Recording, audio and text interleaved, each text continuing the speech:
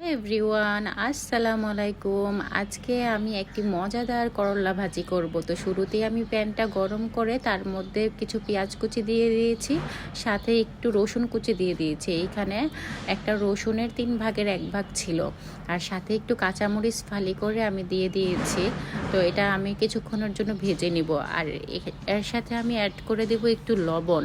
আর এদিক দিয়ে আমি দেখাচ্ছি করলাটাকে আমি কিভাবে কেটে নিয়েছি। করলার ভিতরে যে বিচিগুলো ছিল সবগুলাই আমি ফেলে দিয়েছি, এভাবে গোল গোল করে আমি কেটে নিয়েছি। এতে করে করলার টেস্টটা অনেক বেশি ভালো আসে। আর সাথে একটু আলু দিয়েছি। এখন এই পর্যায়ে আমার পেঁয়াজটা একদমই লাল লাল হয়ে গিয়েছে, আর সাথে এখন আমি আমার করলাটা ঢেলে দিলাম। এখন এই অবস্থায় আমি একটু হালকা ভেজে নিব, ভেজে নিয়ে তার মধ্যে একটুখানি হলুদ দিব। তো এইখানে হলুদের পরিমাণ ছিল 1 চিমটি, কারণ করলাতে বেশি হলুদ দেওয়া যায় না, এতে করে দেখতে ভালো লাগে না। এরকম গ্রিন গ্রিন কালার থাকলেই করলাটা আমার কাছে ভালো লাগে বেশি। তো এই পর্যায়ে আমি একটা ঢাকনা দিয়ে ঢেকে দিলাম, চুলার আঁচটা কমিয়ে 10 মিনিট আমি এটাকে ঢেকে রান্না করে নিব।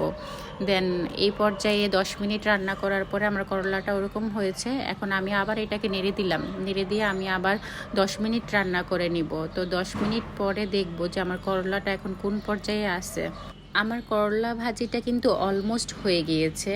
তো যেহেতু রমজান মাস, তা আমি অল্প পরিমাণে করলা নিয়ে এখানে ভাজি করেছি।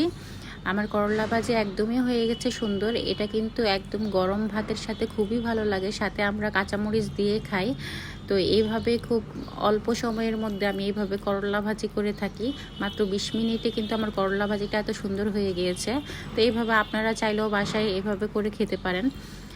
So thanks for watching, tata, bye bye.